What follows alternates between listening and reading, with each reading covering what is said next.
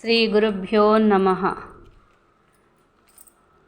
ఇంటి నీరు, వాడకపు నీరు ఏ దిశ నుండి బయటకు వెళ్ళాలి?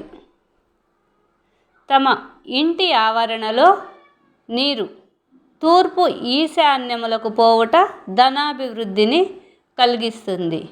నైరుతి, ఆగ్నేయం, వాయువ్యం దిశలు మంచిది కాదు.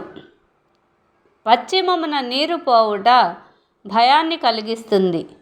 ఇంటికి 4 దిక్కుల ఖాళీలు ఉంచుట మంచిది. ఒక్క గోడ మీద 2 ఇండ్లు కట్టరాదు. సింహద్వారములకు ఎదురుగా చెట్లు కానీ స్తంభములు కానీ ఉండరాదు. తలుపులు మూయినప్పుడు, తలుపులు తీయునప్పుడు కిర్రు కిర్రుమని శబ్దము వస్తూ ఉంటాయి. అలా రాకుండా ఇంటికి తలుపులు ఏర్పాటు చేసుకోండి. ఇంటికి ఉత్తర తూర్పు వసారాలు చాలా మంచిది. దక్షిణ పశ్చిమ వసారాలు ఏర్పాటు చేసుకోకండి. ప్లీజ్